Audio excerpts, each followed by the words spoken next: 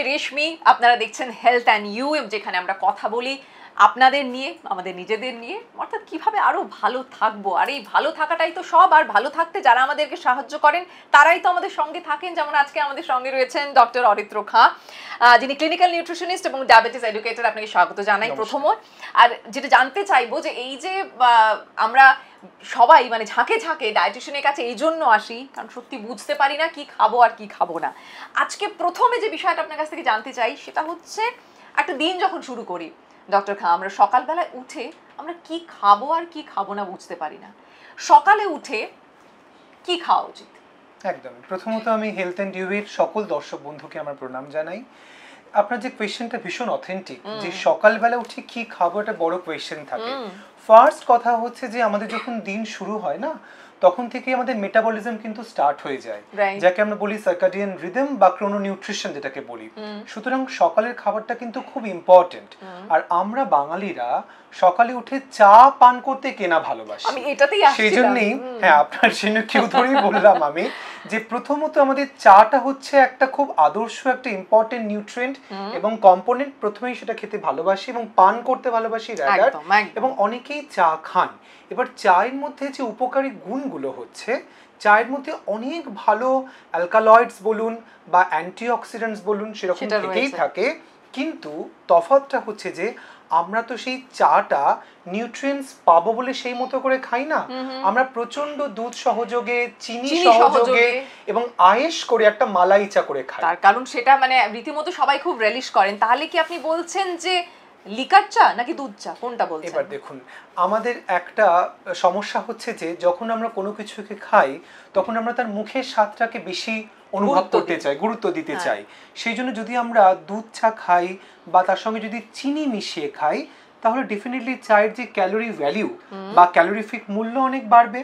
এবং তার সঙ্গে সঙ্গে দুধটা কোন দুধ হচ্ছে, এবং চিনি আমরা সবাই জানি চিনি হচ্ছে একটা এমটি ক্যালোরি। মানে যদি আপনি 100 গ্রাম চিনি নেন, you will get 100 grams of carbohydrates. মানে সেই জায়গাতে মানে কতটা চিনি একদিনে একটা মানুষ কতটা চিনি কনজিউম করতে পারে? দেখুন, চিনি কনজিউম করতেই হবে এরকম কিন্তু কোনো নিয়ম নেই। মানে চিনিকে আমরা বলি হচ্ছে এমটি ক্যালোরি। যদি আপনি দেখেন বিজ্ঞানসম্মতভাবে বা বিং আ ক্লিনিক্যাল নিউট্রিশনিস্ট পার সে, যে একটা চিনির মধ্যে সুক্রোজ থাকে। আমরা সারা দিনে যে সমস্ত খাবার দাবারগুলো খেতে শুরু করি বা খাই, তার মধ্যে অন্তত 25 থেকে 30 গ্রাম সুক্রোজ আমরা অনায়াসে শরীরের মধ্যে কিন্তু প্রবেশ করাতে পারি। সেটা ভাত হোক, সেটা রুটি হোক, বা সেটা ফল হোক, বা যেটা যে কোনো রকমের কার্বোহাইড্রেট সমৃদ্ধ খাবার দাবার হোক, তার জন্য নিতে পারি। কিন্তু তার জন্য চিনি যে খেতেই হবে সেটার কিন্তু কোনো গুরুত্ব বা কোনো বৈজ্ঞানিক ভিত্তি নেই। ডক্টর খাঁ, এখন আরো অনেক রকম চায়ের প্রসঙ্গ আমরা পাই, যেরকম ব্লু টি। ব্লু টি সেটা কি শরীরের জন্য ভালো খারাপ, বা জিঞ্জার টি সেটা ভালো খারাপ কোনটা? দেখুন, আপনি যে টি এর কথাগুলো বলছেন, আমার তো প্রথমত মনে হচ্ছে যে টি এর একটা মানুষের কি বলবো, খুব স্বাদ নিয়ে যেরকম ভালোবাসেন সেরকম অনেক কিন্তু টি লাভার আছে। তারা এই ব্লু টি বলুন, ক্যামোমাইল টি বলুন, উলং টি বলুন, গ্রিন টি বলুন, হোয়াইট টি বলুন, একাধিক ফার্মেন্টেড নন ফার্মেন্টেড টি এর মধ্যে তারা কিন্তু খুব ইন্টারেস্টেড। তফাৎটা হচ্ছে যে এই প্রত্যেকটা চায়ের মধ্যে যেরকম ভালো অ্যান্টিঅক্সিডেন্টস থাকে, সেরকম গ্রিন টির মধ্যে খুব ভালো ক্যাটেচিন, যাকে আমরা এপি গ্যালেটো ক্যাটেচিন গ্যালেট বলে থাকি, সেগুলো আমরা পাই। কিন্তু আমাদের এটা কি ঠিক যে গ্রিন টি নিলে মানে ওজন কমে? না, দেখুন, এটা আবার একটা কথা আমি বলছি, এটা অ্যাকচুয়ালি কিন্তু মিথ। ঠিক আছে, গ্রিন টি খেলে ওজন কমে, খেয়াল করুন, ইটস আ মিথ। এক্স্যাক্টলি। তার কারণটা হচ্ছে যে আমরা অনেক সময়তে অনেক কিছু ভাবে না, এই মার্কেটিং গিমিক্সে অনেক কথা কিন্তু ভুলে যাই। দেখবেন একটা প্যাকেটের সামনের দিকে যেগুলো লেখা থাকে আমাদের সেগুলোই কিন্তু কাস্টমারদের আকৃষ্ট করে, আমরা সেটা যাই। কিন্তু আমরা যে ফ্লিপ আপ করে তার পেছনে যে ভ্যালুগুলো লেখা থাকে, যেগুলো আমাদের অনেক পারমিশন, সেটা এইচএসসিসিবি বলুন, এফএসএসআই বলুন, অনেক কিছু যে নিয়মাবলী সেগুলো তো মেনে লিখতে হয়, সেখানেই কিন্তু আসল গল্পটা থাকে। সেই জন্য যদি আমি গ্রিন টি পান করতে চাই, তাহলে সেই গ্রিন টির জলের যে তাপমাত্রা হবে সেটা কতটা সেটা হওয়া 70 দরকার? ডিগ্রি সেলসিয়াস থেকে শুরু করতে হবে। আচ্ছা। এবং গ্রিন টি খাওয়ার আধ ঘন্টা আগে আধ ঘন্টা পরে কিছু খাওয়া চলবে না। আচ্ছা। এবং গ্রিন টি যখন আমরা পান করব সেইটাকে মোটামুটি ব্লাঞ্চ করে ওই একই রকম ভাবে লুকওয়ার্ম ওয়াটারে পান করব। আচ্ছা। কিন্তু আমরা অনেক সময় আমরা করি সেটা কি ফুটিয়ে নিই। প্রচন্ড ফুটিয়ে তার মধ্যে চিনি যোগ করে তার মধ্যে দুধ যোগ করে যখনই গ্রিন টিটাকে আমরা নিতে শুরু করি তার মধ্যে যে উপকারী ইম্পর্টেন্ট নিউট্রিয়েন্টস গুলো এক্ষুনি আপনাকে আমি বললাম সেগুলো হারিয়ে যায় এবং রিটেন করে কোনগুলো ট্যানিক অ্যাসিড ট্যানিন যেগুলো আমাদের শরীরের জন্য খারাপ এফেক্ট করে। ইদানিং কাল আর যে মানে পানীয় যেগুলো সকালে সবাই মানে হয়তো কিছুটা অভ্যস্ত হচ্ছেন যার মধ্যে থেকে অ্যালোভেরা জুস কি সকালে কেউ নিতে পারেন, এটা কি সঠিক? দেখুন অ্যালোভেরা বলুন বা অনেক সময় তো এখন বিভিন্ন রকমের অ্যাপেল সিডার ভিনিগার হয়ে গেছে, অনেকে সেগুলো নেন, অনেকে বিভিন্ন রকমের ডিটক্স ওয়াটার এগুলো নেন। তো অনেক রকম ভাবেই নিজেদের তাদের লিভারের মেটাবলিজমস ঠিক রাখতে গিয়ে অনেকে নেন। তবে আমি সবাইকে দর্শক বন্ধুকে একটা কথাই বলবো যে আমাদের লিভারের মতো ডিটক্স বোধহয় আর কোনো অর্গান নেই। আচ্ছা। কারণ লিভারে আমরা যা কিছু খাই আপনি তো দেখছেন ফাস্ট ফুড থেকে জাঙ্ক ফুড থেকে এবং কিছু লোক যারা অ্যালকোহল পান করেন অ্যালকোহল থেকে স্মোকিং থেকে সবটাই লিভারে গিয়ে যায়। সুতরাং লিভারের মতো আদর্শ ডিটক্স বলে আর মনে হয় কিছু হয় না। তাও অনেকে আপনি যখন অ্যালকোহলের প্রসঙ্গে আসলেন আমার সত্যি জানতে ইচ্ছে করছে যে এই যে অ্যালকোহল কনজাম্পশন যেটা এখন যারা ইয়াংস্টার যারা সদ্য চাকরিতে ঢুকেছেন বা নিজের লাইফকে এনজয় করার জন্য, এক হচ্ছে স্মোকিং, দ্বিতীয়ত অ্যালকোহলে যাদের আসক্তি রয়েছে তাদের কি মানে কোনটা হচ্ছে সবথেকে চিন্তার কারণ?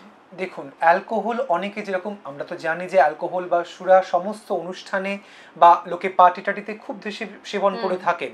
অ্যালকোহলের যেরকম অনেক সময় দেখতে পাওয়া যায় যে অনেক জায়গাতে আমি দেখি বিশেষ করে সোশ্যাল নেটওয়ার্কগুলোতে যে এক গ্লাস বিয়ার খান ডাক্তার দেখাতেই হবে না, আপনি ঠিক হয়ে যাবেন। এই যে কিছু কিছু মিথস গুলো বা টাবুস গুলো যেগুলোর মধ্যে কোনো রিসার্চ বেসড নেই এবং কিছু কিছু সংস্থা যেগুলো খুব মানে আজকাল তো লোকে এমনি খুব ভাইরাল হতে চায়, তো সেই সব দিয়ে এবং যারা খুব অ্যালকোহল প্রিয় মানুষ তারা ভাবেন ডাক্তারেরাই বোধহয় ভুল, ডায়েটিশিয়ান বোধহয় ভুল, অ্যালকোহল পান করলে বোধহয় আমার হার্টের অসুখ সেরে যাবে। এবং এই যে বলা হয় যে একটা মানে পরিমাণ আপনি নিলে আপনি ঠিক থাকবেন, সেটা কি মিথ? না, আমার কথা একটা প্রশ্ন হচ্ছে যে অ্যালকোহল যখন কেউ পান করতে শুরু করেন না তখন সেই পরিমিতি জ্ঞানটা কিন্তু লোকেরা থাকে না। এই 30 ml যেটা আমরা ধরুন টেক্সট বইতে পড়ছি যে 30 ml অ্যালকোহল নিন, তাতে হয়তো আপনার কিছু লিভার ঠিক থাকলো বা আপনার মেটাবলিজম ঠিক থাকলো, কিন্তু সেই পরিমিতি জ্ঞানটা থাকে না।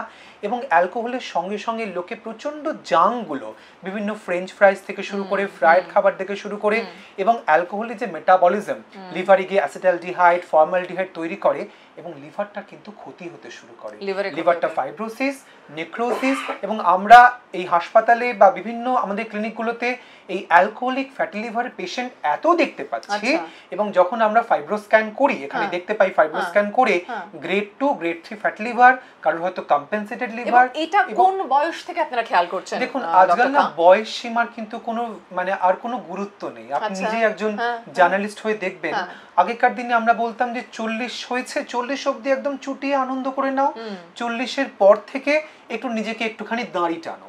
কিন্তু আজকাল না 20 বছরের আপনি দেখেছেন তো যে 20 বছরের অভিনেতা অভিনেত্রী কত কম বয়সে আমাদের ছেড়ে চলে যাচ্ছেন। সুতরাং আমার মনে হয় যখন আমরা এই অ্যাডোলেসেন্স বয়সটা পেরিয়ে অ্যাডাল্টহুডে পৌঁছাবো তখন থেকে বোধহয় আমাদের এই মডারেশন ইজ দ্য কি, পরিমিতি ভাবটা যাচ্ছে তাই করা। তার মানে ডায়েট শুরু করতে হবে 40-এর পর এমনটা নয়, ডায়েটের ব্যাপারে সচেতন হতে হবে হয়তো 30-এর কোঠায়, এমনকি মানে 20-এর শেষের দিক থেকে হয়তো সচেতন হতে হবে। যদি আপনি বলেন যে আমার এই ক্লিনিক্যাল নিউট্রিশনের পার্সে তাহলে তো 20 থেকেই, না হলে তো একজন ডায়েট একজন যখন মা গর্ভবতী থাকেন তখন থেকেই শুরু করতে হবে। আবার এই ভুল ধারণাটাই আছে যে অ্যালকোহল কনজাম্পশন হয়েছে তার পরের দিন এমন একটা কিছু পানীয় বা এমন একটা কিছু আমি নিলাম যাতে করে নাকি আমার সমস্ত খারাপ কিছু কেটে গেল শরীরে, সেটা কি সত্যি? দেখুন আমরা তো একটা সায়েন্স মেনে চলি যেখানে ফিজিওলজি আছে বায়োকেমিস্ট্রি আছে, এরকম কোনো সায়েন্সে পড়িনি যে কিছু টোটকা খাওয়ার পরে শরীর থেকে মানে ভস্মীভূত হয়ে গেল অ্যালকোহল চলে গেল বা উবে বেরিয়ে গেল কর্পূরের মতো,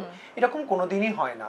যখন সে অ্যালকোহলটা সেবন করছে সেই অ্যালকোহল সেবনের খানিকক্ষণ বাদ থেকেই তার তো মেটাবলিজম হয়, যা খাবার দাবার আমরা খাই না সেই খাবার দাবারগুলোর টার্গেট অর্গান কিন্তু আমাদের লিভার এবং আমাদের কিডনি। কিডনি, সেটা ওষুধ থেকেই হোক, ওষুধের বিভিন্ন ফার্মাটোকাইনেটিক্স হয়, লিভার এবং কিডনি এই দুটোর উপরেই কিন্তু মনে হয় সমস্ত পাপ যেন তারাই করেছে।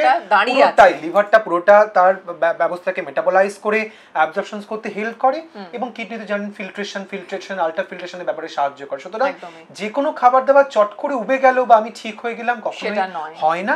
উপরন্তু ভাবে কেউ হয়তো কোনো কোলেস্টেরলের ওষুধ খাচ্ছেন, ব্লাড প্রেশারের ওষুধ খাচ্ছেন, সঙ্গে অ্যালকোহল খাচ্ছেন, ওষুধগুলো কিন্তু কখনোই সেটা কাজ করবে না। তার মানে ভুঁড়ি বাড়লে চিন্তার কারণ। একদমই তাই, একদম। আমি খুব দ্রুত এক একটা করে প্রশ্ন করব, আপনি হ্যাঁ বা নাতে বলবেন। সকালে লেমন ওয়াটার খেতে পারেন কেউ?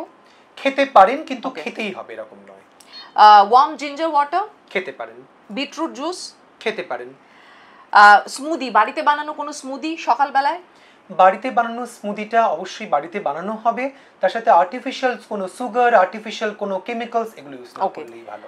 জিরে ভেজানো জল খেতে পারেন, অসুবিধা নেই। যে কোনো হার্বাল ডিটক্স ওয়াটার বা টি? হার্বাল ডিটক্স ওয়াটার বা টি খেতে পারেন, কিন্তু অনেক সময়তে যারা প্রেগন্যান্সিতে মানে প্রেগন্যান্সি একটা তো ডেফিনেটলি একটা মেটাবলিক চেঞ্জেস, এবং তার সঙ্গে যারা কিডনির সমস্যায় ভুগছেন তারা না খাওয়াটাই ভালো। গাজরের জুস খেতে পারেন, কিন্তু অতিরিক্ত ডায়াবেটিস আছে, কন্ট্রোলড নেই, না খাওয়াটা ভালো। আমলা জুস খেতে পারেন, পটাশিয়াম বেশি আছে, না খাওয়া ভালো। আর একেবারে ছোট থেকে আমরা যেটা শুনে এসেছি, গুড় দিয়ে বাদাম এবং ছোলা।